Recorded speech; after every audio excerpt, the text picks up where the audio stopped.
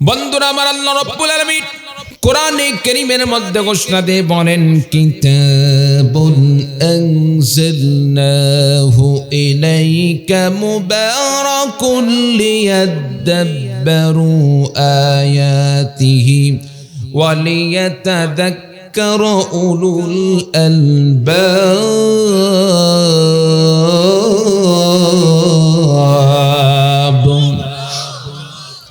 আল্লাহ রাব্বুল আলামিন ঘোষণা দিয়ে বলেন, কিতাবুন আনজালনাহু ইলাইকা মুবারাকুন লিয়াদাব্বারু আয়াতিহি। নবী গো, আপনার কাছে আমি এই কোরআনে কারীমকে নাযিল করেছি। এই কোরআনে কারীম নাযিল করার উদ্দেশ্য কি? কোরআনে কারীম নাযিল করার উদ্দেশ্য হলো লিয়াদাব্বারু আয়াতিহি, যাতে করে মানুষেরা এই কোরআনে কারীমকে অনুধাবন করে, ওয়ালিয়াতাযাক্কারু, এবং এই কোরআনে কারীম থেকে উপদেশ গ্রহণ করে, কোরআনে কারীমকে গবেষণা করে, কোরআনে কারীমকে গবেষণা করার পরে ওয়ালিয়াতাযাক্কারু, এবং এই কোরআনে কারীম থেকে শিক্ষা গ্রহণ করে, উপদেশ গ্রহণ করে উলুল আলবাব, জ্ঞানীবান ব্যক্তিরা। আমার ভাইরা, আমার বন্ধুগণ, আল্লাহ রাব্বুল আলামিন যে জিনিসটাই বুঝাইতে চাইলেন, কোরআনে কারীমকে আল্লাহ রাব্বুল আলামিন নাযিল করেছেন গবেষণার জন্য, কোরআনে কারীমকে বোঝার জন্য, কোরআনে কারীমকে বুঝে কোরআনে কারীম থেকে উপদেশ গ্রহণ করে কোরআনে কারীম অনুযায়ী নিজের জীবন পরিচালনা করার জন্য আল্লাহ রাব্বুল আলামিন কোরআন দান করেছেন। বলুন সুবহানাল্লাহ। কোরআনে কারীম বুঝতে হবে। কোরআনে কারীম বোঝার আগে আপনার আমার জন্য সর্বপ্রথম যেই কাজ, সেটা হলো কোরআনে কারীম তেলাওয়াত করতে হবে, কোরআনে কারীম শিখতে হবে, কোরআন বিশুদ্ধভাবে পড়তে হবে, কোরআনে কারীম রিডিং তেলাওয়াত শিখতে হবে। কোরআনে কারীম শিক্ষা করার দরকার আছে না নাই? কোরআন পড়ার দরকার আছে না নাই? আমার ভাইরা, আমার বন্ধুগণ, কোন ব্যক্তি যদি কোরআনে কারীমের ব্যাখ্যা বিশ্লেষণ যদি নাও বুঝে, অন্ততপক্ষে কোরআনে কারীম তেলাওয়াত করে, কোরআনে কারীমকে বিশুদ্ধভাবে তেলাওয়াত শিখে, রিডিং ভাবে তেলাওয়াত শিখে, রিডিং পড়তে পারে। আমার বন্ধুগণ, এমন কি রিডিং পড়া এখনো শিখে নাই, কিন্তু শেখার জন্য চেষ্টা করে। আমার ভাইরা, আমার বন্ধুগণ, বিশ্বনবী সাল্লাল্লাহু আলাইহি সাল্লাম ঘোষণা দিয়ে বলেন, যে বান্দা কোরআন কারীম শেখার জন্য কোরআনে কারীমের এক একটি অক্ষর তেলাওয়াত করে, আল্লাহ রাব্বুল আলামিন বান্দার প্রত্যেকটা অক্ষরের বিনিময়ে আল্লাহ রাব্বুল আলামিন এক একটি নেকি দান করেন। শুধু একটি নেকি নয়, বরং আল্লাহ রাব্বুল আলামিন বান্দার জন্য একটি নেকিকে 10টি নেকিতে পরিণত করে দেন। বলুন সুবহানাল্লাহ। আমরা সকলেই তো কোরআনের তাফসীর বুঝি না, কোরআনের তরজমা আমরা সকলেই তো বুঝি না। কে বলেন ভাই, সকলেই কি আমরা বুঝি না? আমার অনেক বাবা যে এখনো আছেন, যারা বয়স হয়ে গেছে, কোরআন শিখতে পারে না। অনেক ভাই চাকরি করেন, অনেক ভাই ব্যবসা করেন, ছোটকালেই কোরআন পড়তে পারেন নাই। শয়তানের প্ররোচনাই হোক, কিংবা মা বাবার অবহেলাই হোক, কিংবা মা বাবার সেই রকম ভাবে তেমন কোরআন শিক্ষা সম্পর্কে ধারণা না থাকার কারণে আপনাকে শিখাইতে পারেন নাই। তাই বলে আপনি আমি তো বুঝতে পেরেছি কোরআন শিক্ষা আমার জন্য দরকার, বোঝার পরেও কি কোরআন শিক্ষা থেকে আপনি আমি বিরত থাকতে পারি? বিরত থাকতে পারি না। আমার ভাইরা, আমার বন্ধুগণ, কোরআনে কারীম যদি আপনি আমি তেলাওয়াত করি, কোরআনে কারীম শিক্ষা গ্রহণ করে, বিশ্বনবী সাল্লাল্লাহু আলাইহি সাল্লাম হাদিস শরীফের মধ্যে ঘোষণা দিয়ে বলেন, মান ক্বারা হারফাম মিন কিতাবিল্লাহি তাআলা ফালাহু বিহি হাসানা ওয়াল হাসানাতু বিআশরি আমসালিহা। বিশ্বনবী সাল্লাল্লাহু আলাইহি সাল্লাম বলেন, যে বান্দা কোরআনে কারীমের একটি অক্ষর তেলাওয়াত করল, আল্লাহ রাব্বুল আলামিন তার জন্য একটি নেকি দান করবেন। আর আল্লাহ রাব্বুল আলামিন শুধু একটি নেকি নয়, বরং আল্লাহ রাব্বুল আলামিন বান্দার জন্য একটি নেকিকে 10টি নেকিতে পরিণত করে দিবেন। আমার ভাইরা, আমার বন্ধুগণ, এখানে আমরা অনেকে আছি কোরআন পড়া শিখি নাই, আবার অনেকে আছি কোরআন পড়া শিখছি। দেখি তো একটু পরীক্ষা করে দেখি, কোরআনে কারীম বিশুদ্ধভাবে তেলাওয়াত করা শিখছি কোন কোন ভাই? একটু দুহাত তুলে আল্লাহকে দেখিয়ে দিন। মোটামুটি কিছু আমরা শিখছি, অধিকাংশ আমরা কোরআন শিখতে পারি না। কি বলেন, ঠিক কিনা? এখন হাতটা আমার লজ্জার কোনো বিষয় নেই। এখানে লজ্জার কোনো বিষয় নেই। যারা কোরআন শিখতে পারে না একটা হাত তোলেন তো দেখি। লজ্জা নাই ভাই, যারা এখনো শিখতে পারে না। এই তো অনেক ভাই আছে, আমরা এখনো শিখতে পারি নাই। আচ্ছা বলেন তো দেখি, কোরআন শিখতে পারি নাই, আপনি আমি লজ্জা করে সারা জীবন শিখবো না এরকমই সিদ্ধান্ত থাকবে, নাকি আল্লাহ তাআলা যতটুকু হায়াত দান করছেন এই হায়াতের মধ্যে কোরআন একটু শিখার জন্য চেষ্টা করব, চেষ্টা করলে একটু হলেও তো কোরআন শিক্ষার সাথে লেগে থাকা যাবে, কি বলেন ঠিক কিনা? আমরা চেষ্টা করলে পারি কি পারি না? সম্মানিত উপস্থিতি, কোরআনে কারীম শিক্ষা করার জন্য যদি আমরা চেষ্টা করি, এই বয়স বৃদ্ধ অবস্থায় যদি আপনি আমি কোরআন শিখি, লাভ না লস? লাভ না লস? লাভ।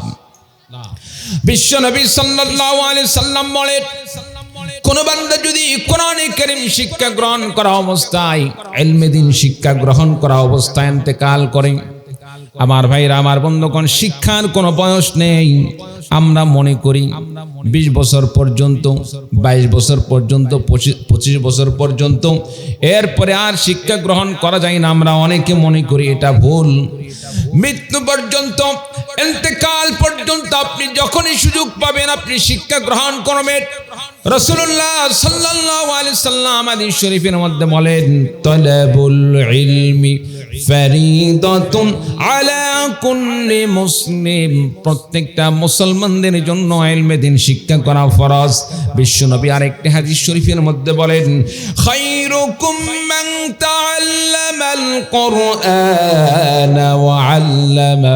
বিশ্বনবী সাল্লাল্লাহু আলাইহি সাল্লাম বলেন, তোমাদের মধ্যে সর্বোত্তম হলো ওই ব্যক্তি যে কোরআনে কারীম শিক্ষা করে এবং অপরজনকে শিক্ষা দান করে। বলুন সুবহানাল্লাহ। আমার ভাইরা আমার বন্ধুগণ, বলুন তো দেখি, নবীজি হাদিস বর্ণনা করলেন, এই হাদিসের মধ্যে বিশ্ব নবী বলতে পারতেন, তোমাদের মধ্যে ওই ব্যক্তি সর্বশ্রেষ্ঠ যে ব্যক্তি কোরআনে কারীম শিক্ষা গ্রহণ না করে ডাক্তার হয়, মাস্টার হয়, ইঞ্জিনিয়ার হয়, আরো জাগতিক কত বড় বড় শিক্ষা রয়েছে, কত বড় বড় ডিগ্রি রয়েছে, এ কথা ওগুলো বলতে পারতেন, কিন্তু বিশ্বনবী সেগুলো বললেন না। কারণ ডাক্তারি, মাস্টারি, ইঞ্জিনিয়ারিং আর যত শিক্ষা রয়েছে, এই সমস্ত শিক্ষা দিয়ে আখিরাতে আপনার আমার তেমন কোনো কল্যাণ আসবে না। কিন্তু কোরআনে কারীমের শিক্ষা হলো এমন একটি শিক্ষা যে কোরআনে কারীম শিক্ষার মাধ্যমে দুনিয়াতে আপনি আমি সম্মানিত হব, দুনিয়াতে আল্লাহ রাব্বুল আলামিন ইজ্জত বানিয়ে দিবেন, দুনিয়াতে আল্লাহ রাব্বুল আলামিন সম্মানিত করবেন। আর কোরআনে কারীম শিক্ষারত অবস্থায় কোন মানুষ যদি দুনিয়া থেকে বিদায় নিয়ে চলে যায়, আল্লাহ রাব্বুল আলামিন কোরআন শিক্ষা অবস্থায়, ইলমে দ্বীন শিক্ষা অবস্থায় কোন মানুষ ইন্তেকাল করলে আল্লাহ রাব্বুল আলামিন তাকে শাহাদাতের মর্যাদা দান করবেন। বলুন সুবহানাল্লাহ। কোরআন শিক্ষা অবস্থায়, ইলমে দ্বীন শিক্ষা অবস্থায় কেউ যদি মারা যায়, আল্লাহ তাআলা তাকে শহীদের মর্যাদা দান করবেন। সুবহানাল্লাহি ওয়া বিহামদিহি, সুবহানাল্লাহ। সম্মানিত উপস্থিতি, তাহলে যে সমস্ত ভাইরা বয়স হয়ে গেছে, মুরব্বীরা বয়স হয়ে গেছে, এখনো কোরআন শিখতে পারে নাই, আশেপাশে অনেক মসজিদে বয়স্ক শিক্ষা ব্যবস্থা আছে, আছে না নাই? বয়স্ক কোরআন শিক্ষা ব্যবস্থা আছে না নাই? আমরা ইচ্ছা করলে কিন্তু সেখানে শিখতে পারি। আমরা অনেকে লজ্জায় শরমে সেখানে যাইতে চাই না। সম্মানিত উপস্থিতি, এখন যদি শরমে কোরআন শিক্ষা গ্রহণ না করি, আখিরাতে যখন আপনাকে জাহান্নামে নিক্ষেপ করা হবে, মানুষের সামনে দিয়ে যখন আপনার গলায় বেরিয়ে পড়ে জাহান্নামের দিকে টানা হবে, সেদিন আপনার শরম লজ্জা কোথায় যাবে? চিল্লা বলুন ঠিক কিনা? আমার ভাইরা আমার বন্ধুগণ, এজন্য কোরআনে কারীম শিক্ষা গ্রহণ করতে হবে। বিশ্বনবী সাল্লাল্লাহু আলাইহি সাল্লাম বলেন, মান ক্বারা হারফাম মিন কিতাবিল্লাহি তাআলা ফালাহু বিহি হাসানা ওয়াল হাসানাতু বিআশরি আমসালিহা লা আকুলু আলিফ লাম মিম হারফুন বাল আলিফুন হারফুন ওয়া লামুন হারফুন ওয়া মিমুন হারফুন। আমার বন্ধুগণ, আমরা অনেকেই কোরআনে কারীম শিক্ষা করতে পারি নাই, কোরআন পড়া জানতে পারি নাই, কিন্তু আমরা সকলেই একটি সূরা সম্পর্কে জানা আছে। কোরআনে কারীমের মধ্যে একটি সূরা আছে, যে সূরার নাম হলো সূরাতুল বাকারা। এই সূরার শুরুতে আলিফ লাম মিম নামক একটি হরফে মুকাত্তাআত আছে। আলিফ লাম মিম আমরা সকলেই কিন্তু পড়তে জানি, চিন্না বলুন ঠিক কিনা? আলিফ লাম মিম পড়ার জন্য কিন্তু কোরআনে কারীম বিশুদ্ধভাবে পড়া জানতে হয় না। আমরা অনেকেই কোনোদিন কায়দা হাতে নেই নাই, কোনোদিন আমরা কোরআনে কারীম হাতে নেই নাই, তারপরে আপনার আমার এই জিনিসটা জানা আছে কোরআনে কারীমের মধ্যে আলিফ লাম মিম একটি সূরা আছে। আমার ভাইরা, আমার বন্ধুগণ, কোন বান্দা যদি আলিফ লাম মিম তেলাওয়াত করে আমার সাথে সাথে একটু সকলে পড়েন তো দেখি, আলিফ লাম মিম। আরো জোরে জোরে আমার সাথে পড়তে হবে, আলিফ লাম মিম। বিশ্বনবী সাল্লাল্লাহু আলাইহি সাল্লাম বলেন, কোন বান্দা যখন আলিফ লাম মিম তেলাওয়াত করে সে বুঝে পড়ুক আর অবুঝে পড়ুক, না বুঝে পড়ুক, ইচ্ছাই পড়ুক আর অনিচ্ছাই পড়ুক, কোন বান্দা যদি আলিফ লাম মিম তেলাওয়াত করে আল্লাহ রাব্বুল আলামিন আলিফের জন্য একটি নেকি, লামের জন্য একটি নেকি, মিমের জন্য নেকি একটি নেকি, আল্লাহ রাব্বুল আলামিন তিনটি নেকি দান করেন। আর এই তিনটি নেকিকে কম পক্ষে 3 10 30 নেকিতে পরিণত করে দেন।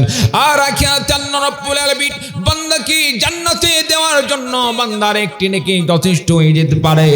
আমার ভাইরা, আমার বন্ধুগণ, কোন বান্দা যখন আলিফ লাম মিম তেলাওয়াত করে আল্লাহ রাব্বুল আলামিন চাইলে আলিফ লাম মিম তেলাওয়াত করার ওসিলায় বান্দাকে জান্নাতের মেহমান বানিয়ে দিতে পারেন। বলুন সুবহানাল্লাহ। সম্মানিত উপস্থিতি, আল্লাহ তাআলা এমন কোরআন আপনাকে আমাকে দান করেছে, সেই কোরআন পড়ার দরকার আছে না নাই? কোরআন বোঝার দরকার আছে না নাই? শুধু কি কোরআন আল্লাহ পড়ার জন্যই দান করলেন, নাকি কোরআনের মধ্যে আর কিছু আছে?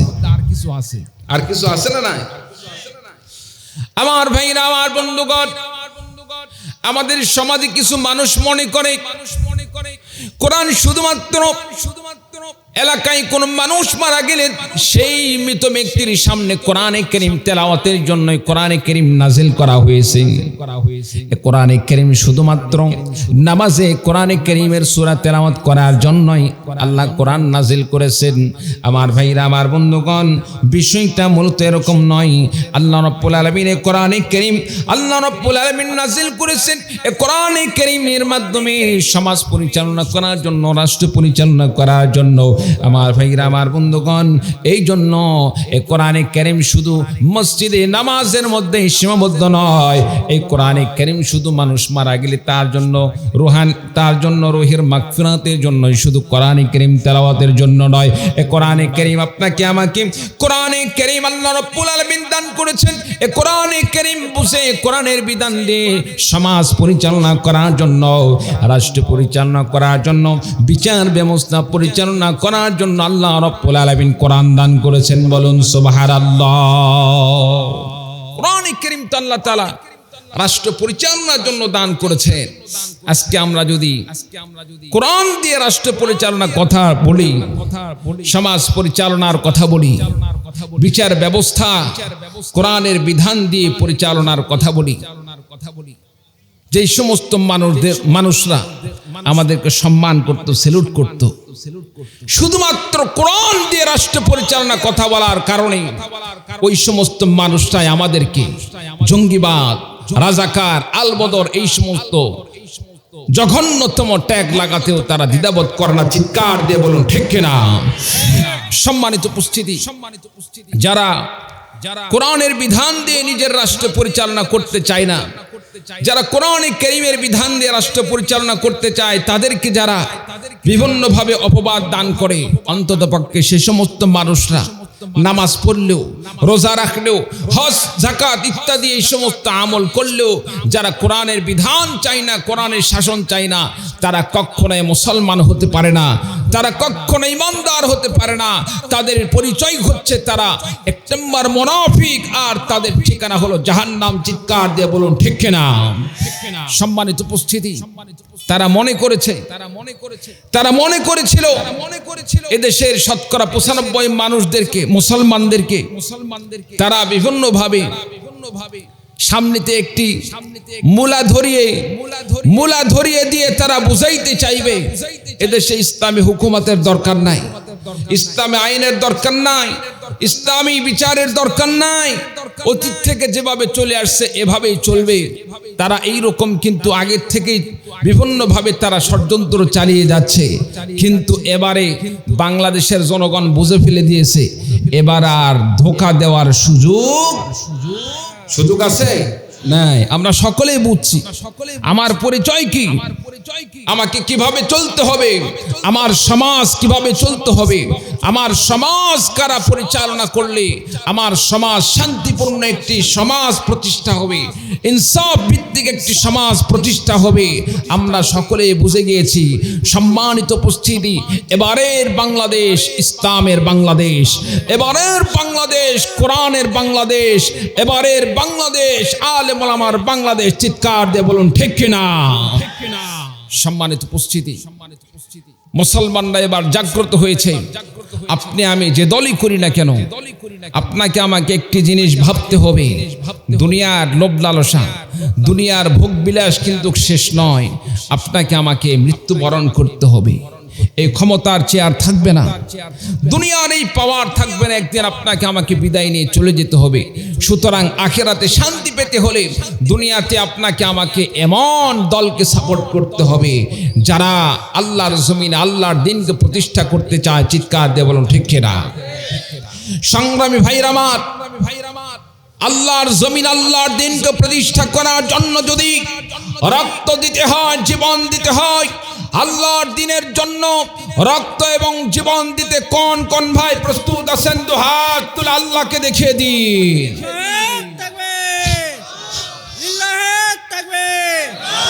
আমার নেতা, তোমার নেতা বিশ্বনবী মুস্তাফা, লিল্লাহে তাকবীর। আল্লাহ তাআলা আমাদের সকলকে কবুল করুন, আমিন।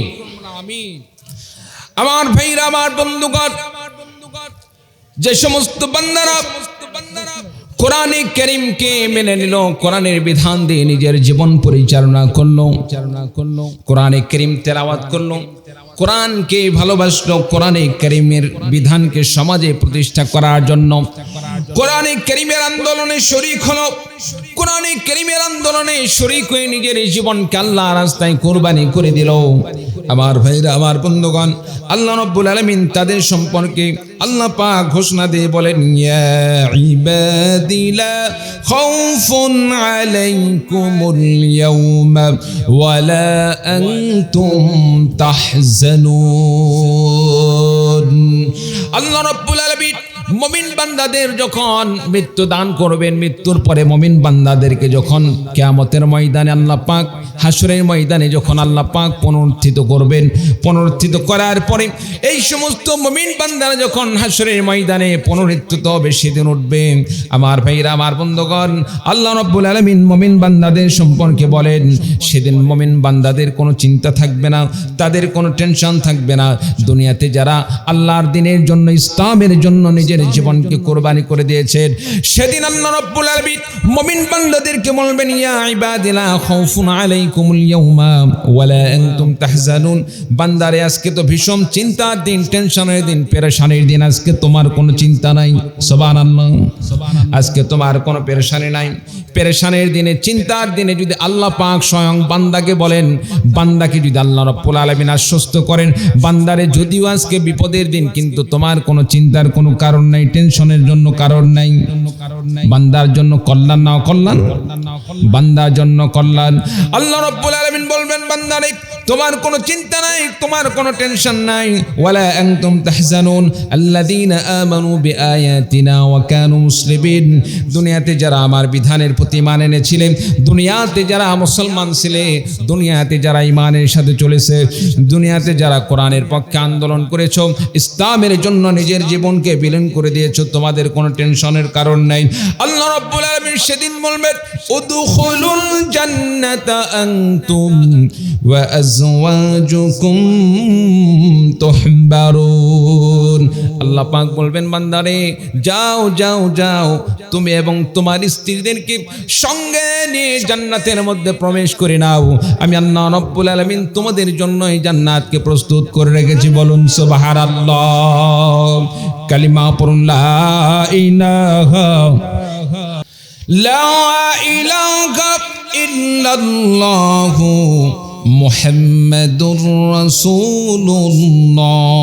সকলে বলি সাল্লাল্লাহু আলাইহি ওয়াসাল্লাম। আমার ভাইরা, আমার বন্ধুগণ, যারা দুনিয়াতে কোরআনের পক্ষে থাকবে, কোরআন পড়বে, কোরআন অনুযায়ী আমল করে চলবে, কোরআনে কারীমের পক্ষে যারা সংগ্রাম করবে, লড়াই করবে, আল্লাহ রাব্বুল আলামিন তাদের জন্যইতে এই আল্লাহ পাক ওয়াদা দান করেন, বান্দারে আখিরাতে তোমার কোনো চিন্তা নাই, তোমার কোনো টেনশন নাই। কিয়ামতের দিন হাশরের ময়দানে আমি আল্লাহ রাব্বুল আলামিন তোমাকে ডেকে ডেকে, বান্দারে তোমার জন্য জান্নাত প্রস্তুত করে রেখেছি, তোমাকে জান্নাত দিয়ে দিব, তুমি জান্নাতের মধ্যে সেখানে আরামে অবস্থান করবে। বলুন সুবহানাল্লাহ। আর যারা দুনিয়াতে কোরআন পাইলো কিন্তু কোরআন থেকে মুখ ফিরিয়ে নিল, কোরআন পড়লো না, যারা কোরআন শিক্ষা দান করে তাদেরকে দেখলে গা চুলকানি শুরু হয়, আসে না নাই? গাও জ্বালা পড়া শুরু হয়, এরকম লোক আসে না নাই? অনেক সময় দেখা যায় মাদ্রাসার পাশে এমন কিছু প্রতিবেশী থাকে, মাদ্রাসায় কোরআনে কারীমের শিক্ষা হয়, কোরআনে কারীমের শিক্ষার কারণে যে আওয়াজ হয় সে আওয়াজটাও তাদের পছন্দ হয় না। আমার ভাইরা, আমার বন্ধুগণ, বিরক্ত বোধ করে মানুষের কাছে, এলাকার যারা প্রতিনিধি থাকে তাদের কাছে বিচার দান করে। আমার ভাইরা, আমার বন্ধুগণ, এই সমস্ত দুর্কমালা ব্যক্তি যারা কোরআনে কারীম পাইলো, কোরআন মানলো না, কোরআন অনুযায়ী আমল করে চললো না, কোরআনের পক্ষে থাকলো না, কোরআনে কারীমের আন্দোলনে শরীক হলো না, কোরআনে কারীমের বিরুদ্ধাচরণ করলো, কোরআনে কারীমের বিধানকে সমাজে প্রতিষ্ঠা করার জন্য কোনো প্রকার চেষ্টা করলো না, তাদের সম্পর্কে আল্লাহ রাব্বুল আলামিন কোরআনে কারীমের মধ্যে ঘোষণা দিয়ে বলেন, ওয়ামান আ'রাদা আন যিকরি ফাইন্না লাহু মাঈশাতান দানকা ওয়া নাহশুরুহু ইয়াওমাল কিয়ামাতি আ'মা। আল্লাহ রাব্বুল আলামিন বলেন, যে বান্দা আমার জিকির থেকে মুখ ফিরিয়ে নিল, আমান আ'রাদা আন যিকরি, আমার কোরআন থেকে যারা মুখ ফিরিয়ে নিল, অনেকে কোরআন পাওয়ার পরেও কোরআন পড়ে না, এরকম লোক আছে না নাই? কোরআনে কারীমের আন্দোলন, এলাকায় কোরআনে কারীমের বিধানকে প্রতিষ্ঠা করার আন্দোলন হচ্ছে, সে কোরআনের পক্ষে আন্দোলন না করে যারা কোরআন বিরোধী স্লোগান দেয় তাদের সাথে স্লোগানে লিপ্ত হয়, এই রকম লোক সমাজে আছে না নাই? আমার ভাইরা, আমার বন্ধুগণ, যারা কোরআনের পথ দেখার পরেও কোরআনের পক্ষে না আসে, কোরআনের বিরুদ্ধাচরণ করে, আল্লাহ রাব্বুল আলামিন তাদের সম্পর্কে বলেন, ফাইন্না লাহু মাঈশাতান দানকা ওয়া নাহশুরুহু ইয়াওমাল কিয়ামাতি আ'মা। আল্লাহ পাক বলেন, যারা কোরআনে কারীমকে পাওয়ার পরে কোরআন থেকে মুখ ফিরে নিল, আমি আল্লাহ রাব্বুল আলামিন তাদের জীবিকাকে সংকীর্ণ করে দিব, আমি আল্লাহ রাব্বুল আলামিন তাদের সংকীর্ণময় জীবিকা ব্যবস্থা করে দিব। ওয়া নাহশুরুহু ইয়াওমাল কিয়ামাতি আ'মা, আমি আল্লাহ রাব্বুল আলামিন কিয়ামতের দিন তাদেরকে অন্ধ করে উঠাবো। আমার ভাইরা, আমার বন্ধুগণ, সেদিন বান্দা আল্লাহ রাব্বুল আলামিনকে বলবেন, আল্লাহ রাব্বুল আলামিন ক্বালা রাব্বি লিমা হাশারতানি আ'মা ওয়া ক্বাদ কুনতু বাসীরা। আল্লাহ রাব্বুল আলামিন, দুনিয়াতে তো আমার সুন্দর দুইটি চক্ষু ছিল, কিন্তু কোন অপরাধের কারণে আমাকে অন্ধ করে উঠানো হলো? দুনিয়াতে তো আমি অন্ধ ছিলাম না, আখিরাতে আমি কেন অন্ধ হলাম? দুনিয়াতে আমাকে দুইটি চক্ষু দান করেছিলেন, আজকে আমি কেন অন্ধ? কি কারণে আমাকে অন্ধ করে উঠানো হলো? কোন অপরাধের কারণে আমাকে অন্ধ করে উঠানো হলো? আল্লাহ রাব্বুল আলামিন ঘোষণা দিয়ে বলবেন, ক্বালা কাযালিকা আতাতকা আয়াতুনা ফানাসিতাহা ওয়া কাযালিকাল ইয়াওমা তুনসা।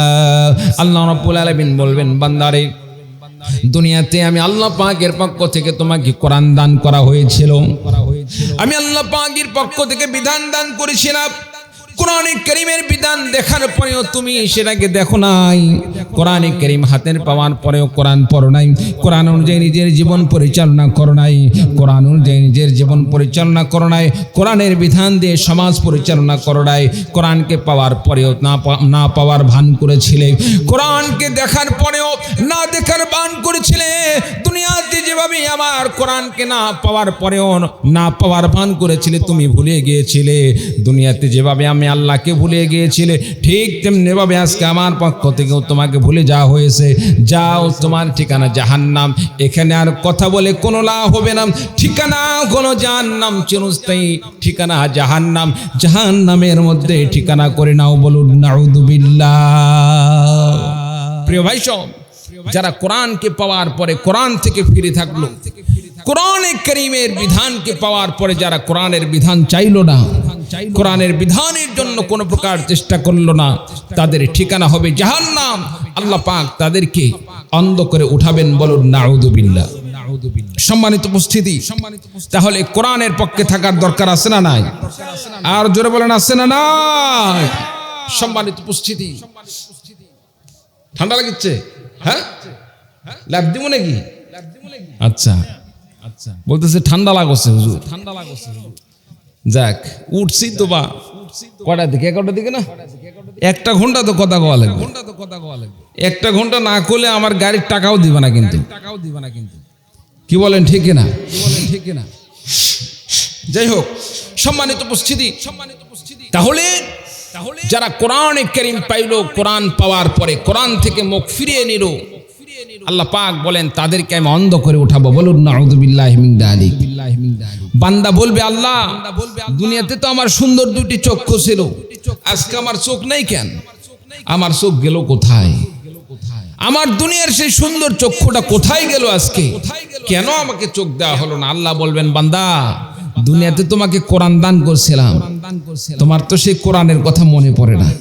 কোরআন পাওয়ার পরে কোরআনে কারীমকে হাতে নিয়ে এইরকম ভাবে খালি হাতে নিয়ে তাকের মধ্যে সেজে রেখেছিলে, কোনোদিন কোরআনকে পড়ারও চেষ্টা করো নাই। কোরআনে কারীমকে একটু চুম্বন করবে, সেই চুম্বন পর্যন্ত করো নাই। কোরআনে কারীমকে বোঝার চেষ্টা করো নাই। কোরআনে কারীমের বিধানকে সমাজে প্রতিষ্ঠা করার জন্য কোনো চেষ্টা চালাও নাই। তুমি যেভাবে কোরআনে কারীমকে ভুলে গিয়েছিলে, কোরআন থেকে মুখ ফিরিয়ে নিয়েছিলে, আজকে আমি আল্লাহর পক্ষ থেকেও তোমাকে ভুলে যাওয়া হয়েছে। যাও, তোমার ঠিকানা হলো জাহান্নাম, জাহান্নামের মধ্যে জায়গা করে দাও, বলুন নাউযুবিল্লাহি মিন যালিক। সম্মানিত উপস্থিতি, আপনাদের সামনে আমি কোরআনে কারীমের একটি আয়াতে কারিমা থেকে 4টি গুণের কথা বলছি। কয়টি গুণ? 4টি গুণ। মনে আছে? এই 4টি গুণ আলোচনা করে শেষ করে দেবো আজকে। রাজি আছেন তো ইনশাআল্লাহ? বিশ্বনবী সাল্লাল্লাহু আলাইহি ওয়াসাল্লাম হাদিস শরীফের মধ্যে ঘোষণা দিয়ে বলেন, আরবাউন ইদা কুন্না ফিকা ফালা আলাইকা মা ফাতাকা মিনাদ দুনিয়া। রে দুনিয়ার উম্মতেরা শোনো, তোমাদের মধ্যে যদি কোনো ব্যক্তি, কোনো ইমানদার ব্যক্তি যদি 4টি গুণ অর্জন করতে পারে, কোনো বান্দার মধ্যে যদি 4টি গুণ থাকে, 4টি গুণ কারো মধ্যে থাকলে সেই ব্যক্তি থেকে যদি সারা দুনিয়াও বিচ্ছিন্ন হয়ে যায়, দুনিয়ার সমস্ত মানুষ যদি তাকে বয়কট করে, সমস্ত মানুষ যদি তার কাছ থেকে মুখ ফিরিয়ে নেয়, বিশ্বনবী সাল্লাল্লাহু আলাইহি সাল্লাম বলেন তার কোনো চিন্তার কোনো কারণ নেই, কারণ আল্লাহ রাব্বুল আলামিন তার জন্য যথেষ্ট হয়ে যাবে। 1 নাম্বার বিশ্বনবী বলেন হিফযু আমানাতিন, আমানত রক্ষা করা। আমাদের সমাজে সবচাইতে বড় জঘন্যতম যে কাজ এখন হয়, আপনার কাছে আমার কাছে কোনো জিনিস আমানত রাখা হয়, আমানত রাখার পরে আপনার কাছে আমার কাছে যখন কোনো মানুষের সম্পদকে আমানত রাখা হয়, আমানত রাখার পরে এটা যে অন্য মানুষের সম্পদ আমার এই কাছে আমার আমানত হিসাবে রাখা হয়েছে, এটা আমানত মনে হয় না, নিজের সম্পদ মনে করে সেটাকে আমরা খরচ করতে থাকি। আমার ভাইরা, আমার বন্ধুগণ, এক পর্যায়ে ওই লোকটি যখন আমানতের গচ্ছিত মালটাকে ফেরত নিতে চায়, আপনার কাছে আমার কাছে সেই মালটি ফেরত নেওয়ার জন্য যখন আসে, আপনি আমি তাকে সেই সম্পদটাকে ফেরত দিতে পারে না। আমার ভাইরা, আমার বন্ধুগণ, মুমিন বান্দার মূল পরিচয় হলো, মুমিন বান্দার অন্যতম একটি গুণ হলো, পরিচয় হলো মুমিন বান্দা আমানত রক্ষা করে চলবে। কোন বান্দা যদি আমানত রক্ষা করে চলে, আল্লাহ রাব্বুল আলামিন সেই বান্দার জন্য যথেষ্ট হয়ে যাবে। আর কোন বান্দা যদি আমানতের খেয়ানত করে, বিশ্ব নবী সাল্লাল্লাহু আলাইহি সাল্লাম ঘোষণা দিয়ে বলেন তার ঠিকানা হয়ে যায় মুনাফিকের কাতারে, আর মুনাফিকদের ঠিকানা হলো জাহান্নাম। আমার ভাইরা, আমার বন্ধুগণ, এই জন্য মুনাফিকতা থেকে বেঁচে থাকার জন্য আপনাকে আমাকে আমানত রক্ষা করে চলতে হবে। আমানত রক্ষা করে চলতে পারলে আল্লাহ রাব্বুল আলামিন মুমিন হিসাবে কবুল করে, আল্লাহ রাব্বুল আলামিন জান্নাতের মেহমান হিসাবে কবুল আর মঞ্জুর করে নেবেন। বলুন সুবহানাল্লাহ। আমানত রক্ষা করে চলতে পারলে আল্লাহ তাআলা জান্নাত দান করবেন। সুবহানাল্লাহি ওয়া বিহামদিহি সুবহানাল্লাহিল আযীম। সম্মানিত উপস্থিতি, আমানত রক্ষা করে চলতে পারলে আল্লাহ তাআলা দুনিয়াতেও সম্মান দান করবেন, আখিরাতে আল্লাহ রাব্বুল আলামিন ইজ্জত দান করবেন। দুনিয়াতে আল্লাহ রাব্বুল আলামিন আপনাকে আমানত রক্ষা করে চলার কারণে অনেক সম্পদের মালিক বানিয়ে দিতে পারেন। সুবহানাল্লাহি ওয়া বিহামদিহি। সম্মানিত উপস্থিতি, আরবের একজন বিখ্যাত আল্লাহর ওলি ছিলেন, নাম হলো কাজী আবু বকর। বলেন তো দেখি নাম কি? জোরে বলেন। ডানের ভাইদের আওয়াজ পাচ্ছেন, বলেন তো ভাই নাম কি? কাজী আবু বকর। এবার বামের ভাইদের কাছ থেকে একটু শুনতে চাই, বলেন তো নাম কি? কাজী আবু বকর। এই তো সকলে আছে দেখি, মাঝে মাঝে একটু মন হয় এলোমেলো হয়ে যাচ্ছে, কি বলেন ঠিক কিনা? শীতের কারণে হতে পারে, কি বলেন ঠিক কিনা? সম্মানিত উপস্থিতি, একটু মনোযোগী হই, অল্প সময় আলোচনা করবো ইনশাআল্লাহ। কাজী আবু বকর শিশু বাচ্চা, মাত্র মনে করেন 5-6 বছর বয়স। এই যে আমার সন্তান, এইরকম বাড়িতে খাবার নাই, গরিব ফ্যামিলির সন্তান, খাবার না থাকার কারণে ক্ষুধার তাড়নায় কি করবেন? আর কতক্ষণ বাড়িতে থাকবেন? ক্ষুধার যন্ত্রণায় ছটপট করতেছে। এক পর্যায়ে তিনি মনে করলেন, আমি যদি এখন এলাকায় একটু হাঁটাহাঁটি করি, কোনো মানুষ হয়তো বা আমাকে দেখে দয়া হলে কিছু খাবার দিতে পারে। এজন্য শিশু বাচ্চা মক্কার অলিতে গলিতে ঘোরাঘুরি শুরু করছে। কেউ বলে না, বাবা এই যে তোমাকে একটু খাবার দিচ্ছি, এই খাবারটা তুমি খাও। সম্মানিত উপস্থিতি, এক পর্যায়ে ঘুরতে ঘুরতে কাজী আবু বকর এই দিকে হযরতে বেলাল রাদিয়াল্লাহু তাআলা আনহুর বাড়ি যেই গলিতে, সেই গলি দিয়ে তিনি ঘোরাঘুরি শুরু করছেন। লক্ষ্য করে দেখলেন আল্লাহ তাআলা কুদরতিভাবে তাকে কিভাবে সহযোগিতা করেন। দেখেন, কাজী আবু বকর লক্ষ্য করে দেখলেন তার সামনে একটি অনেক দামি একটি গলার হার, স্বর্ণের একটি গলার হার, যার মধ্যে অনেক দামি দামি পাথর সেট করা আছে, এমন একটি হার তার সামনে পড়ে আছে। বলুন সুবহানাল্লাহ। সম্মানিত উপস্থিতি, কাজী আবু বকর গলার হারটি তুলে নিলেন। তুলে নেওয়ার পরে তিনি ভাবলেন, আর চিন্তার কোনো কারণ নেই, যে গলার হারটি পাইছে স্বর্ণের, এই একটি হার দিয়ে আমার জীবন পার হয়ে যাবে। এটা যদি আমি বেঁচে খাই, আমার আর কয় পুরুষ পিছনে দেখতে হবে না, এত দামি দামি পাথর সেখানে সেভ করা আছে। সম্মানিত উপস্থিতি, এক পর্যায়ে কাজী আবু বকর চিন্তা করলেন, আহারে আমি যা মূলত ভেবেছি বিষয়টা এটাই মূল বিষয় নয়, কারণ আমি তো ভেবেছি আমি কুড়ে পেয়েছি এটা আমার, কিন্তু মূলত ইসলামের দৃষ্টিতে এটা আমার নয়, এটার মালিক আমি নয়। কারণ কুড়ে পাওয়া সম্পদ, কুড়ে পাইলেই সেটার যে মালিক হওয়া যায়, বিষয়টা এরকম নয়, বরং সম্পদ যে হারিয়েছে মূলত সম্পদ সেই মালিকের হয়ে থাকে। চিল্লা বলুন সুবহানাল্লাহ।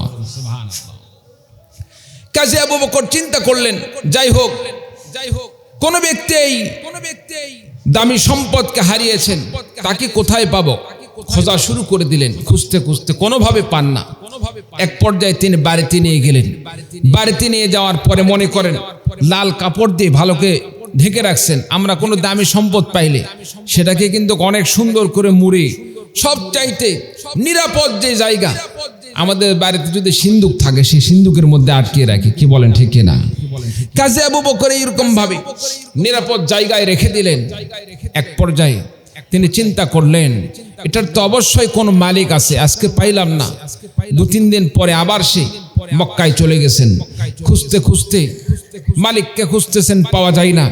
একবার তিনি লক্ষ্য করে দেখলেন পাহাড়ের চূড়ায় আরোহণ করে একজন মুরব্বী লোক ঘোষণা করতেছেন, আমি হজের সফরে এসেছি, হজের সফরে এসে আমার মেয়ের জন্য একটি স্বর্ণের হার কিনেছিলাম, ঘটনাক্রমে আমি সেটাকে হারিয়ে ফেলেছি। কোনো ভাই যদি পেয়ে থাকেন আল্লাহর হস্তে দান করবেন, আমাকে ফিরিয়ে দিবেন, আমার পক্ষ থেকে তাকে অন্যতম একটি পুরস্কৃত করার ব্যবস্থা করব। বলুন সুবহানাল্লাহ। যুবক চিন্তা করলেন, নিঃসন্দেহে এই হার তোই বাবাজির হবে। মুরব্বীকে ডাকলেন, বাবাজি আর ঘোষণা করতে হবে না, একটু দাঁড়ান। মুরব্বীর কাছে গেলেন, গিয়ে বললেন, আপনি যে হার হারিয়েছেন, আমি একটি স্বর্ণের হার পেয়েছি। আপনি যদি উপযুক্ত জবাব দিতে পারেন, প্রমাণ দিতে পারেন, আমার এই হারের সাথে যদি আপনার সেই তথ্য মিলে যায় তাহলে আপনাকে দিয়ে দিব। যুবক বললেন, চাচা বলেন তো দেখে আপনার হারের কোয়ালিটিটা কেমন, আপনার হারের মধ্যে কি কি সেট করা আছে। মুরব্বী একের পরে এক সব তথ্য দিয়ে দিল।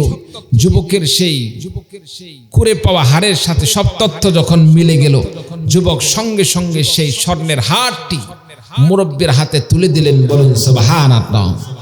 আর আমাদের মতো মানুষ যদি হয়, হার কি ফেরত যাবে? কি বলেন, ফেরত যাবে? এই যুবক ভাইরা বলেন তো দেখি, হার কি ফেরত যাবে? ফেরত যাবে না। ওরা বুঝতে পারছে। সম্মানিত উপস্থিতি, এবার যুবক হারটি ফেরত দিলেন। মুরব্বী লোকটি তাকে পুরস্কৃত করলেন। বাবা, তোমার জন্য আমি 100 দিনার 100 স্বর্ণ মুদ্রা তোমার জন্য আমি উপহার হিসাবে, উপঢৌকন হিসাবে, পুরস্কার হিসাবে আমি নির্ধারণ করেছি। এটা তোমার জন্য তোমাকে দিয়ে দিলাম। বলুন সুবহানাল্লাহ। মুরব্বী লোক 100 দিনার নিলেন। যুবক ছেলেটি 100 দিনার নিলেন। নেওয়ার পরে মনের মধ্যে কি হলো, আবার তাকে ফেরত দিলেন। চাচা, এই হারের আমার এই স্বর্ণ মুদ্রার আমার দরকার নাই। আপনি যে আমাকে টাকা দিয়েছেন, এই টাকা আর আমি নিতে চাই না। আপনার টাকা আপনি নিয়ে নেন। বলুন সুবহানাল্লাহ। বাবাজি বললেন, যুবক, টাকা তো তুমি প্রথমে নিলে, আবার ফেরত দিলে কেন? কি কারণে তুমি টাকা ফেরত দিলে বলো তো দেখি, উদ্দেশ্য কি? যুবক বললেন, চাচাজি, দুনিয়াতে মানুষ কত রকম না উপকার করে। আপনার জিনিস আমি করে পেয়েছিলাম, এটার মালিক তো আপনি। আপনার কাছে আমাকে ফেরত দেওয়া এটাই কর্তব্য। আমি আপনার কাছে ফেরত দিয়েছি। দুনিয়ার কোন মানুষ না জানলেও আমি যে সম্পদ পেয়েছি এটা তো আল্লাহ তাআলা দেখেন। এই জন্য আপনার সম্পদ আপনার কাছে আমি ফেরত দিয়েছি। তার বদলা হিসাবে আপনি আমাকে যে 100 মুদ্রা দান করছেন, এই মুদ্রা দেওয়ার পরে আমি কেন ফেরত দিলাম? আমার জন্য তো এটা গ্রহণ করা হালাল ছিল। আপনি তো স্বেচ্ছায় খুশি হয়ে আমাকে দান করেছেন, কিন্তু আমি কেন ফেরত দিলাম? কি জন্য ফেরত দিলাম? যুবক বললেন, চাচা গো, আপনার কাছে 100 স্বর্ণ মুদ্রা ফেরত দেওয়ার মূল কারণ হলো, দুনিয়াতে মানুষের উপকার করার জন্য যদি দুনিয়াতে বদলা নেওয়া হয়, দুনিয়াতে মানুষের উপকার করার জন্যই তার বদলা দুনিয়াতে নেওয়া হয়, দুনিয়াতে শেষ হয়ে যায়। আখিরাতের জন্য কোনো কিছু অবশিষ্ট থাকে না। আপনার উপকার করেছি, আপনার উপকার করার পরে আপনি আমাকে যে স্বর্ণ মুদ্রা দান করেছিলেন, 100 স্বর্ণ মুদ্রা দান করেছিলেন, এই স্বর্ণ মুদ্রা নিলে তো আপনার উপকার করার বদলা দুনিয়াতেই শেষ হয়ে গেল। আল্লাহ রাব্বুল আলামিন কোরআনে কারীমের মধ্যে ঘোষণা দিয়ে বলেন, ওয়ালাল আখিরাতু খায়রুল লাকা মিনাল উলা। আল্লাহ রাব্বুল আলামিন বিশ্ব নবীকে ডাক দিয়ে বললেন, নবী গো, দুনিয়ার চাইতে আখিরাত আপনার কাছে কল্যাণকর। দুনিয়ার এই নাজ নিয়ামতের চাইতে মুমিন বান্দার জন্য আখিরাত সবচাইতে উত্তম। যুবক বললেন, চাচাজি, আমি সিদ্ধান্ত নিয়েছি দুনিয়াতে পুরস্কার নিতে চাই না। আপনার যে আমি আমানত রক্ষা করে চলেছি, আপনার আমানতের মাল আপনার কাছে ফেরত দিয়েছি, দুনিয়াতে এর বদলা নিতে চাই না। আল্লাহ রাব্বুল আলামিন যেন আমাকে জাযায়ে খায়র, আল্লাহ রাব্বুল আলামিন এর বদলা আখিরাতে আল্লাহ রাব্বুল আলামিন দান করেন। আল্লাহ পাকের সেই আখিরাতের প্রতিদানের অপেক্ষায় আপনার কাছে আমি টাকা ফেরত দিলাম। বলুন সুবহানাল্লাহ। সম্মানিত উপস্থিতি, যুবক বললেন, দুনিয়ার বদলাই শেষ নয়, আমি এই নেক কাজটাকে আখিরাতের জন্য আমি রেখে দিলাম। বলুন সুবহানাল্লাহ। আমার ভাইরা, আমার বন্ধুগণ, মুরব্বী লোকটি যুবকের এই আমানত রক্ষা দেখে, সততা দেখে মুরব্বী লোকটি আল্লাহ তাআলার কাছে দোয়া করলেন, আল্লাহ রাব্বুল আলামিন, আমার তো কোনো ছেলে সন্তান নাই, আমার তো শুধু মেয়ে সন্তান। আল্লাহ রাব্বুল আলামিন, আমার যদি এই রকম একজন নেককার সন্তান থাকতো, কতই না আমার সৌভাগ্যবান হতাম আমি। আমার তো ছেলে সন্তান নাই, তবে আমার ঘরে একটি মেয়ে সন্তান আছে। আমার সেই মেয়ে সন্তানের জন্য যদি এমন একটি নেককার, দিনদার, আমানতদার একজন সন্তান যদি জামাতা হিসেবে পাইতাম, আমার সন্তানের জীবনটা সন্তানের জীবনটা ধন্য হয়ে যেত, আমি আমার জামাইকে পেয়ে আমি ধন্য হয়ে যেতাম। আল্লাহ পাকের কাছে দোয়া করলেন। আল্লাহ, আমার ভাইয়েরা, আমার বন্ধুগণ, এক পর্যায়ে যুবক চলে গেলেন, মুরব্বিও চলে গেলেন। দীর্ঘ 18 বছর মাঝখানে পার হয়ে গেল। যুবক একদিন পানিপথে চলতেছেন, পানিপথে চলতে চলতে এক সময় হঠাৎ করে নৌকা ডুবে গেল। যুবক হঠাৎ করে একটি কাঠের টুকরা পাইলেন, কাঠের টুকরায় তিনি ভর করে ভাসতে ভাসতে কিনারায় গেলেন। আমার ভাইরা, আমার বন্ধুগণ, এক পর্যায়ে যুবক সেখানে গিয়ে লক্ষ্য করলেন একটি মসজিদ। মসজিদে গিয়ে তিনি আজান দিয়ে নামাজ আদায় করা শুরু করে দিলেন। বলুন সুবহানাল্লাহ। আজান যখন দেওয়া হলো, এলাকার মানুষরা চিন্তা করলেন, অনেকদিন পরে আমাদের এলাকায় একজন সমিষ্ট ভাষী মুয়াজ্জিন আমরা পেয়েছি। আগে একজন সুন্দর মুয়াজ্জিন ছিল, দীর্ঘদিন পরে এত সুন্দর করে আজান দিল। কে এত বড় সমিষ্ট ভাষী আজানদাতা, একটু আমরা দেখে আসি। সম্মানিত উপস্থিতি, এসে যখন যুবককে দেখলেন, দেখার পরে যুবকের ইমামতিতে তারা নামাজ পড়লেন। নামাজ পড়ার পরে তারা সকলেই সন্তুষ্ট হয়ে যুবককে প্রস্তাব দিলেন, হুজুর, আমরা আমাদের মসজিদের জন্য একজন ইমাম এবং মুয়াজ্জিন খুঁজতেছিলাম। আমরা আপনার নামাজ পড়ানোতে, আজান দেওয়াতে আমরা সন্তুষ্ট। আমাদের প্রস্তাব, আপনি যদি আমাদের মসজিদে থেকে যান, আমরা বড় সৌভাগ্যবান হব, আমরা উপকৃত হব। দয়া করে আপনি যদি আমাদের মসজিদে থেকে যান, আপনার সমস্ত খাওয়া দাওয়া, টাকা পয়সা যা লাগবে সব ব্যবস্থা আমরা করব। বলুন সুবহানাল্লাহ। যুবক চিন্তা করলেন, এই বিপদের সময় এটা তো বড় একটি সুবর্ণ সুযোগ। যুবক বললেন, ঠিক আছে, আমি আপনাদের মসজিদে ইমামতি করব, নামাজ পড়ব, নামাজ পড়াবো। চিৎকার দিয়ে বলুন সুবহানাল্লাহ। বিরক্ত বোধ করতেছেন ভাই? বিরক্ত বোধ করতেছেন? অল্প সময়ের মধ্যে শেষ করে দেবো। আমি বুঝতে পারতেছি সময় যেহেতু ঠান্ডা কনকনে শীতের কারণে অনেকের মধ্যে এক প্রকার বিরক্ত আসতেছে, তারপরে আমি অল্প সময়ের মধ্যে আপনাদের কাছে আলোচনার ফিনিশিং দিয়ে শেষ করে দেবো। রাজি আছেন তো ইনশাল্লাহ? রাজি আছেন তো ইনশাল্লাহ? শেষ পর্যন্ত থাকবেন তো, না চলে যাবেন? হাত তোলেন তো দেখি, কে কে থাকবেন, না চলে যাবেন? থাকবেন না চলে যাবেন? আচ্ছা, যারা চলে যাবেন তার হাত তুলছেন নাকি? আচ্ছা, এবার দেখতে চাই শেষ পর্যন্ত থাকবেন কে কে। আখিরে মোনাজাত করে মা বাবা দাদা দাদির জন্য দোয়া করে আমরা শেষ মোনাজাত করে কে কে চলে যাব। দু হাত তুলে আল্লাহকে দেখিয়ে দিন। আল্লাহ পাক আমাদের সকলকে কবুল করুন, আমিন। সম্মানিত উপস্থিতি, যুবক নামাজ পড়াচ্ছেন। নামাজ পড়াতে পড়াতে 2-4-6 মাস চলে যায়। এলাকার কিছু লোক থাকে, এলাকার কিছু লোক থাকে সব সময় পরস্পরের মধ্যে তৃতীয় জনের বিষয় নিয়ে নিজেদের মধ্যে আলোচনা করতে থাকে। এরকম লোক আছে না নাই? ইমাম সাহেবের ওই ভুল, এই ভুল, সেই ভুল, হ্যান ত্যান। মুয়াজ্জিন সাহেব আজকে ঘর মুছলো না কেন? মুয়াজ্জিন সাহেব কোথায় গেছিল? মুয়াজ্জিন সাহেব ঠিক মতো দরজা খুলতে পারলো না কেন? এইরকম কিছু লোক আছে না নাই? আছে। আরে ভাই, মুয়াজ্জিন সাহেবের ভুল ত্রুটি দেখে লাভ কি? নিজের জীবনের তো ভুলের শেষ নাই, কি বলেন ঠিক কি না? নিজের ভুলের জন্য আখিরাতে আল্লাহর কাছে কি জবাব দিব? আমি আরেকজনের ভুল কেন খুঁজতে যাব? মসজিদ শুধু মুয়াজ্জিন সাহেবের পরিষ্কার করার কর্তব্য, নাকি মুমিন হিসাবে আমারও কিছু কর্তব্য আছে, দায়িত্ব আছে না? দায়িত্ব আছে না? আল্লাহ যদি বলেন, বান্দারে, মসজিদ যে তোমরা বানাইছিলে, মসজিদে নামাজ পড়ছো, কয়দিন তুমি মসজিদ পরিষ্কার করেছো? কয়দিন মসজিদকে ঝাড়ু দান করেছো? মসজিদ তো দুনিয়ার কোন মানুষের ঘর নয়, মসজিদ তো আমি আল্লাহ পাকের ঘর। মসজিদকে পরিষ্কার করার জন্য তুমি কয়দিন চেষ্টা করেছো? আল্লাহ যদি প্রশ্ন করে, আমরা কি জবাব দিতে পারবো? পারবো না। এই জন্য মুয়াজ্জিন সাহেবের সাথে সাথে, খাদেমদের সাথে সাথে আমাদেরও তাদের সাথে একটু সহযোগিতা করার দরকার আছে, কি বলেন ঠিক কিনা? দরকার আছে না নাই?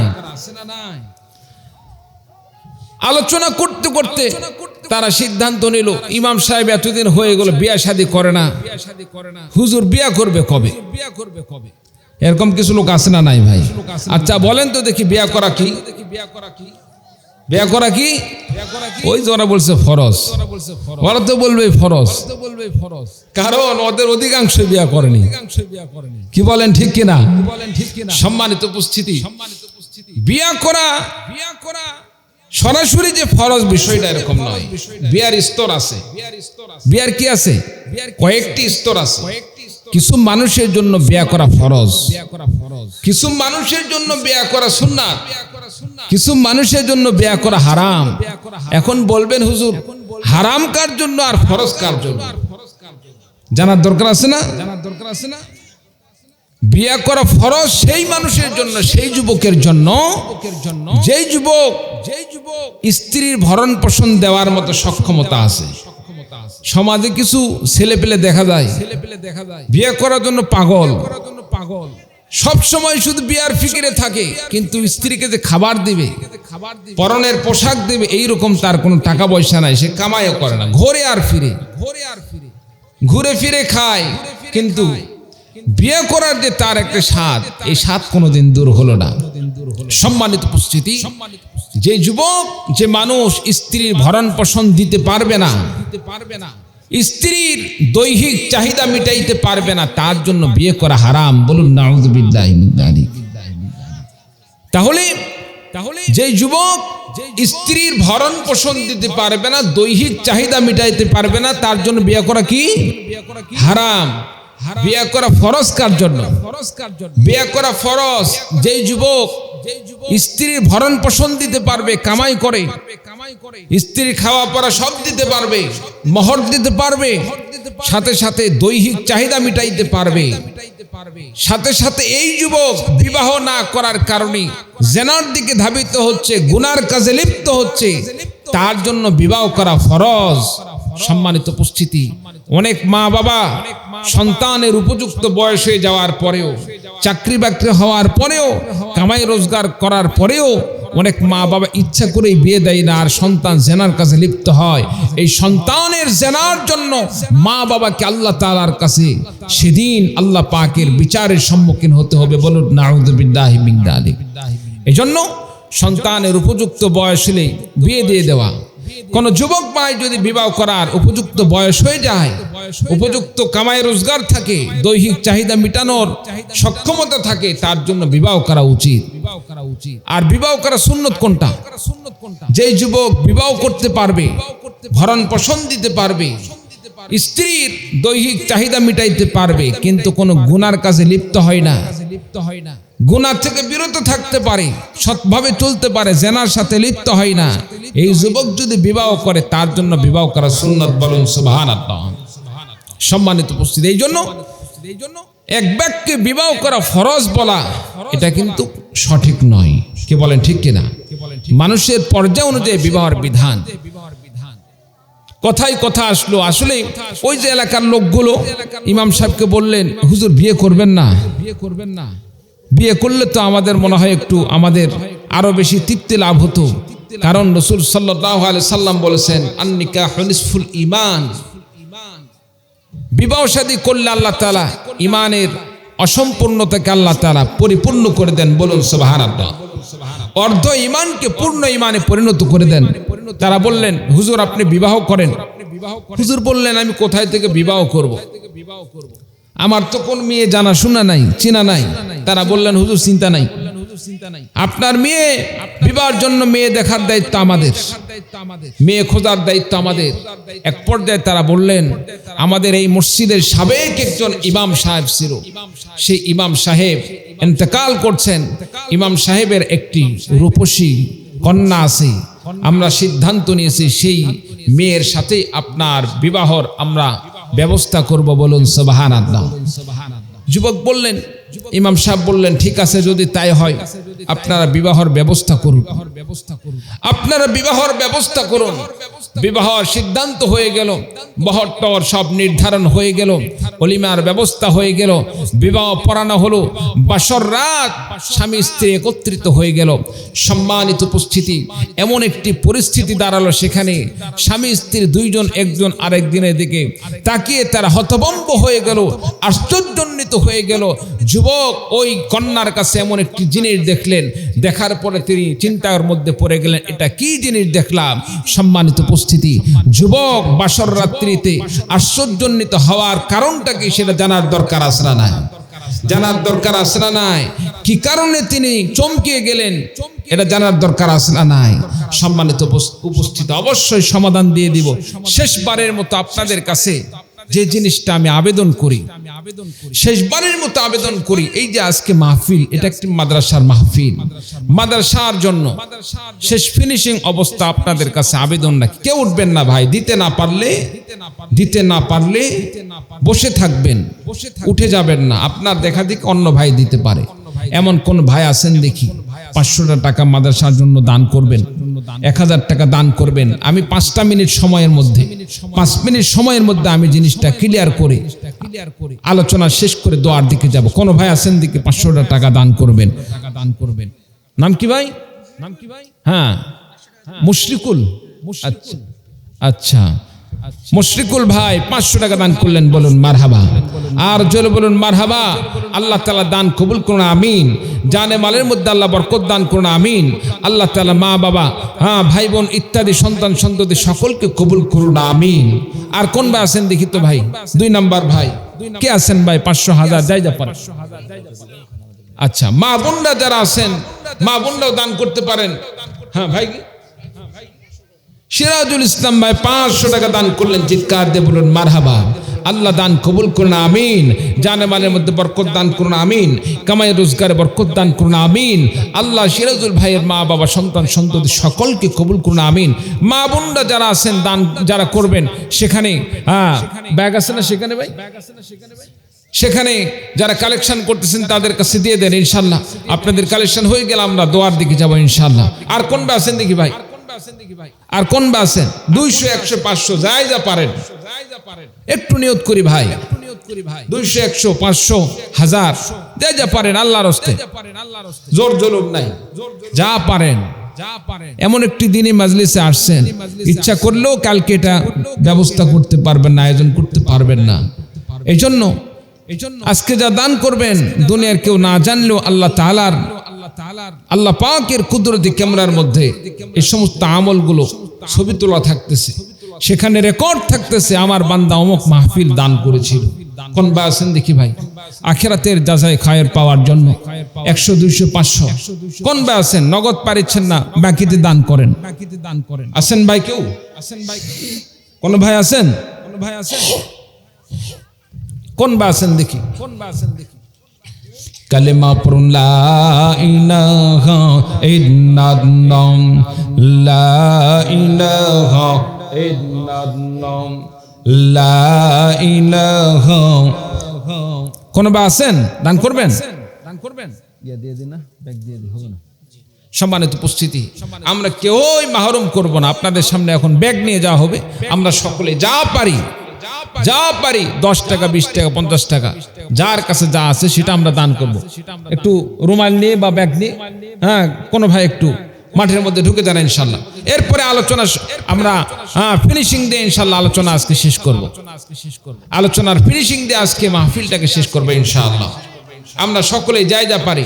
এই যুবক ভাইরা ওঠে কান্দে, এরা এই বসো, তোমরা না থাকলে কেমনে হবে? আচ্ছা, জনাব মোহাম্মদ মামুন ভাই আম্বারি 500 টাকা দান করলেন, বলুন মারহাবা। আল্লাহ দান কবুল করুন, আমিন। জানে মালের মধ্যে বরকত দান করুন, আমিন। কামাই রোজগার আল্লাহ বরকত দান করুন, আমিন। মা বাবা সন্তান সন্ততি সকলকে আল্লাহ কবুল করুন, আমিন। তাড়াতাড়ি ভাই একটু রুমাল দিয়ে কালেকশনটা শেষ করে নেন। আছে রুমাল? আছে? ব্যাগ নেই কেউ? একটা যুবক ভাইরে দাও, ওই যে হুজুরকে দেন। হ্যাঁ, সংক্ষেপে, লা ইলাহা ইল্লাল্লাহ, লা ইলাহা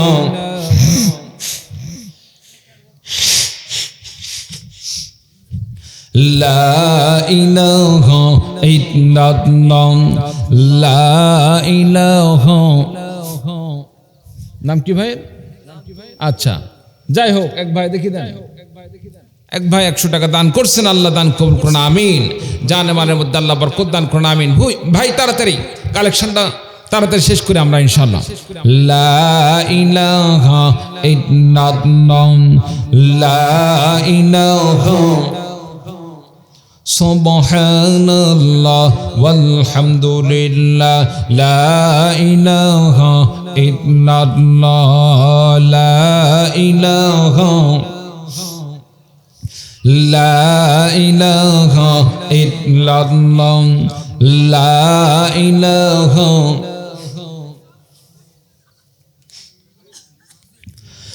লা ইলাহা ইল্লাল্লাহু মুহাম্মাদুর রাসূলুল্লাহ লা ইলাহা ইল্লাল্লাহ লা ইলাহা ইল্লাল্লাহ লা ইলাহা সুবহানাল্লাহ ওয়ালহামদুলিল্লাহ লা ইলাহা ইল্লাল্লাহ লা ইলাহা ইল্লাল্লাহ মুহাম্মাদুর রাসূলুল্লাহ। সকলে বলি সাল্লাল্লাহু আলাইহি ওয়াসাল্লাম। প্রিয় ভাই সব, এবার ইমাম সাহেব বাসর ঘরে স্ত্রীর মাথার কাপড়টা একটু টান দিছেন। স্ত্রীর মাথার কাপড়টা টান দিয়ে হঠাৎ করে গলার মধ্যে একটি স্বর্ণের হার দেখেন। স্বর্ণের হারটা দেখে যুবক আশ্চর্যান্বিত হয়ে গেলেন, আতঙ্কিত হয়ে গেলেন। আমি কি দেখলাম এটা? কারণ যুবকের মনে পড়ে গেছে সেই 18 বছর আগের কথা। 18 বছর আগে যে স্বর্ণের হারটি তিনি কুড়ে পেয়েছিলেন, সেই হারটাই তিনি দেখতে পাইলেন তার স্ত্রীর গলায়। বলুন সুবহানাল্লাহি ওয়া বিহামদিহি। যুবক গলার দিকে চাইয়া আছেন। তিনি হতভম্ব, আমি কি দেখলাম? এই হার তো সেই হার যে হারটা আমি কুড়ে পেয়েছিলাম। এই মেয়ের গলায় কোথায় থেকে আসলো? কিভাবে আজকে এই মেয়ের গলায় আসলো?